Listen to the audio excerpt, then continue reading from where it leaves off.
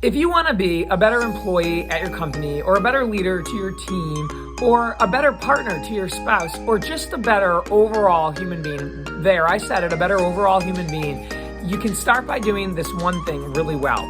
Keep your commitments. Don't make commitments that you're not sure if you can keep, and definitely don't make commitments that you're pretty sure that you probably won't keep. Say what you're going to do and do what you say. If you say what you're going to do, you're signaling your behavior. You're declaring your intent. You're telling people what they can expect from you.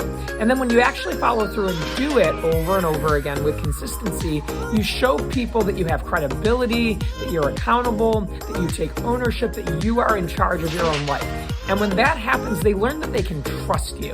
And when people trust us, we're more likely to get promoted, we're more likely to be at the center of our social circles, we're more likely to get the clients that we want, the sales that we want. When people know they can count on us to mean what we say and say what we mean, something magical happens. That's when we show up as true leaders, true executives, more fully evolved than those of us that are, oh yeah, I'll do that and I'll send that and I'll get that to you. And then the other person sitting there, hey, I wonder whatever happened with that. I have a colleague that I used to work at my last company. He's a peer of mine, or was a peer of mine. And he has told me since I left the company no less than 5 times, Amy, I'd love to have lunch with you. I'm going to send you some dates. I'm going to get this on the calendar. You're going to hear from me. And all 5 times he has completely forgotten to do this or not followed up. And I've just stopped caring. For a while there, my feelings felt a little hurt by it. I was wondering, gosh, do you really want to have lunch with me? Is this that important to you? It doesn't seem like it. And at some point I just realized, you know what, this isn't a person that's worth my time, and it's not who I thought he was. I thought he was more organized or more structured or more honest than this. When people don't keep their commitments, I always kind of wonder what's going on with them. Like, did you just forget? Or was I just not really that important to you to keep that commitment? Or are you just so disorganized and lack of structure that you can't even manage your calendar, and you don't really have a place for it to go, and you're running out of time, and you're dealing with other priorities at the last minute, and you're behaving reactively? Or are you just not a person of integrity, and you're not courageous enough or honest enough, or you don't have enough conviction and confidence to just communicate and say, you know what, Amy, I really just don't have time to meet you for lunch. I really wish you the best, but this just isn't a priority for me right now. I have other things in the way. About 5 years ago, I was reading The 7 Habits of Highly Effective People, and in there was a section around having a priority list and then being honest as you set boundaries with people about what you can and can't do. And I had a friend at that time that was asking me to hang out all the time, wanting to go to dinners or drinks or happy hour with me.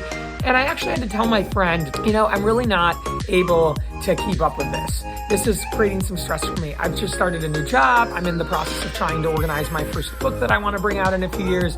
I'm a marathon runner, and I'm trying to train for some races that are important to me. Travel is very important to me. I have a lot of closer friends that are wanting to see me, and I've kind of been blowing some of these things off to spend time with you. So I'm really not able to see you. My friend was offended by that, and I had been very respectful and polite in how I shared this. And what I realized through having this conversation is the people that respect you, they're going to understand if you tell them the truth about what's really on your plate and on your calendar and what you can handle and what you can't. And the ones that aren't worth your time, that don't respect you, will be the ones to get upset and bothered by it.